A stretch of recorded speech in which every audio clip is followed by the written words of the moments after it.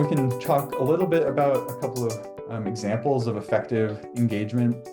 Dr. Eric Brennan of the Salinas, California station, the one all the way to the right in this photo of during a recent congressional visit with Representatives Zoe Lofgren and Jimmy Panetta visiting the research plot just to see what was going on.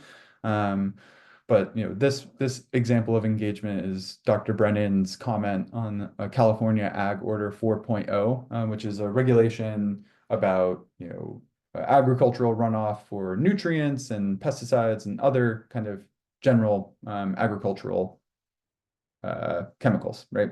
And Eric provided a great 10-minute public comment during the open comment period, both based on his research and others' research in the areas that just show that utilizing cover crops and composted materials provides a different result than the regulations scientific assumptions that were being made at that moment. After that 10-minute public comment, there was a period of deliberation by the board, and that board unanimously voted to adopt those changes, right? And that then immediately led into Dr. Brennan establishing stronger multiple trials to demonstrate simple and effective ways that farmers can meet the regulatory requirements of their runoff through the growth of cover crops utilizing compost. And that really just shows that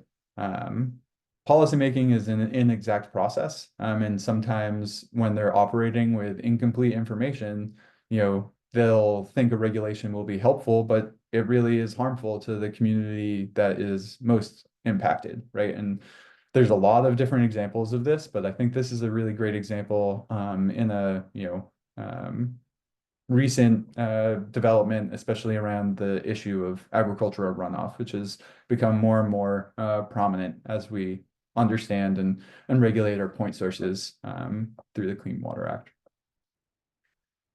Another kind of example of some farmer engagement is Steve Ela was invited to, a farmer from Colorado, was invited to provide public testimony before the Senate Agriculture Committee on research programs. He provided some detailed written testimony about how he's been impacted by research programs and how research programs help both him and his community of farmers that do operate organically, but also those that operate under conventional operations, right?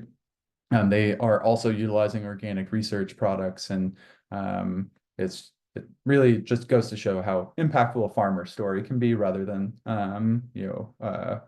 someone that does this government relations type of work for a living.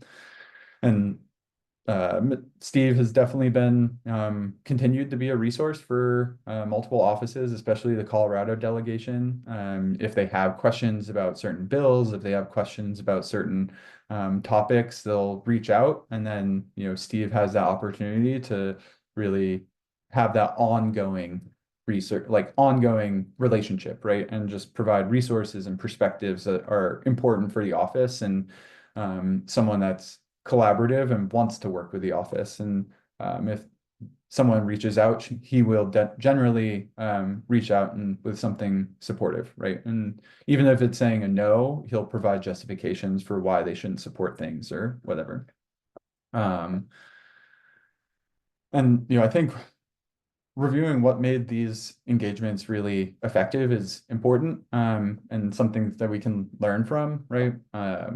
If you look through the materials that both Dr. Brennan and Steve Ela provided, signposting is kind of prominent at the very beginning, and that's really just providing, you're about to tell the audience whether you're about to tell them, right? And that's just providing, these are the big subjects I'm about to hit. I'm now going to hit them. They had that personal connection. They really, appreciated the opportunity. They appreciate the work that's been going into the, policy or recommendation, and they try and make it a human thing rather than just that abstract policy making thing, right? The venue, both obviously high impact venues, public comment, live testimony, those are some of the highest impact that you can have. The visual kind of pieces of Eric Brennan's testimony were very helpful in, again, showing legislator or kind of the regulatory body on how their regulation is going to affect farmers, right? And showing and not just telling. And then during their verbal testimony, there's consistent callbacks to the written materials that they both submitted, but then also providing the data when data mattered, and explaining why that data mattered, right? It wasn't just saying like, look, this is how things go, this is how we're going to do it. It's providing like, look, this is how things go and here's why, right? And here's the justifications, and not just expecting folks to accept them at their word, but really laying out the work.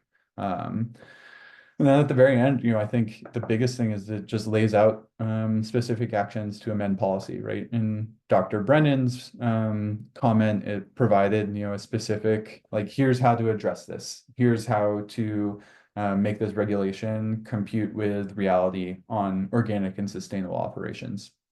In Steve's testimony, he really, provided some actions that are needed to support the organic and sustainable agricultural research industry, and just making sure that we're investing in the programs and the subjects that really need to be invested in.